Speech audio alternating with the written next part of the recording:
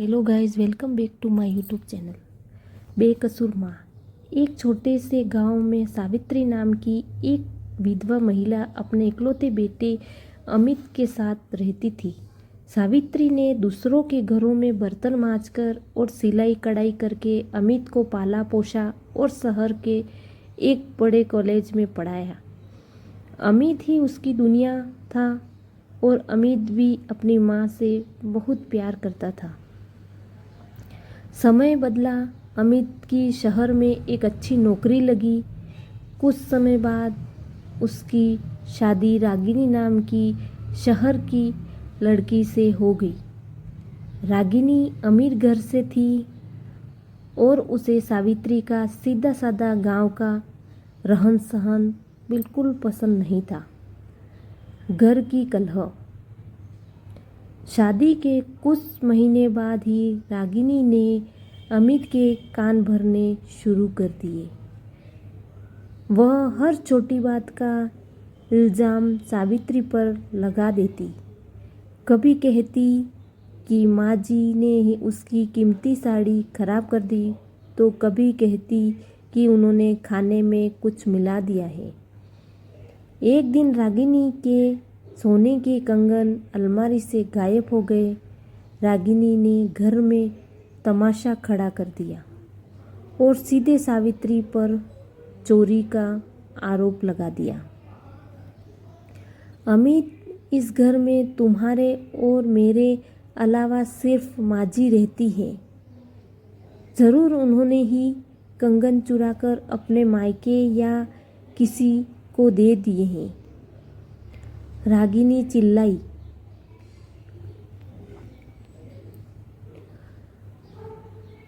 सावित्री की आंखों में आंसू आ गए। उसने रोते हुए कहा, बेटा अमित, मैंने आज तक कभी किसी की एक डेली भी नहीं छुई और अपनी बहू की कंगन क्यों चुराऊंगी। लेकिन रागिनी की जिद और गुस्से के आगे अमित कमज़ोर पड़ गया। उसने अपनी उस बेकसूर माँ पर भरोसा करने के बजाय अपनी पत्नी की बात मान ली। अमित ने गुस्से से माँ से कहा, माँ, अगर आप ऐसा करोगी तो मेरा इस घर में सिर झुक जाएगा। बेहतर होगा कि आप कुछ दिनों के लिए गांव वापस चली जाए। माँ का विदा होना। सावित्री का दिल टूट गया। जिस बेटे के लिए उसने अपनी पूरी जवानी दांव पर लगा दी, आज उसी ने उसे बेकसूर होते हुए भी गुनहगार मान लिया। माँ ने कोई शिकायत नहीं की।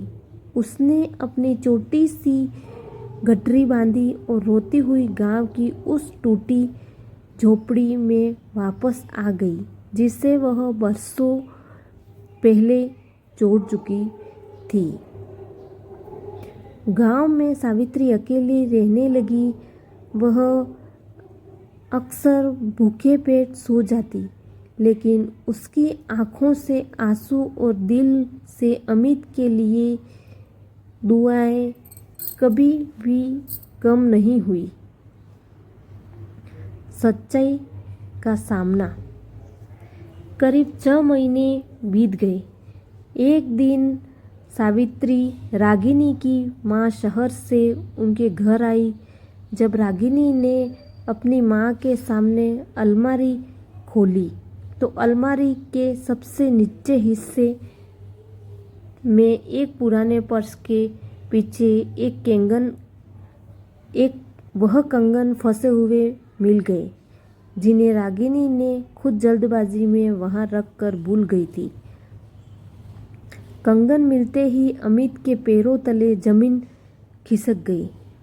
उसने अपनी बेकसूर माँ का रोता हुआ चेहरा याद आया। उसे अपनी गलती का एहसास हुआ कि उसने बिना किसी सबूत के अपनी माँ को चोर समझ लिया। रागिनी की शर्मिंदा थी क्योंकि उसका झूठ और शक पकड़ा जा चुका था। माँ की ममता। अमित उसी वक्त गाड़ी लेकर गांव भागा। जब वह झोपड़ी में पहुंचा तो उसने देखा कि उसकी बूढ़ी माँ लालटेन की मद रोशनी में उसकी एक पुरानी तस्वीर को सीने से लगाए बैठी थी। अमित माँ के पैरों में गिरकर फुट फुट कर रोने लगा। माँ मुझे माफ़ कर दो, माँ मुझे माफ़ कर दो, आप बेकसूर थी, मुझसे बहुत बड़ा पाप हो गया है। मैंने अपनी पत्नी अपनी माँ पर शक किया। चलो माँ, अपने घर चलो। सावित्री ने रोते हुए अमित को गले से लगा लिया। एक माँ का दिल तो आखिर माँ का ही होता है।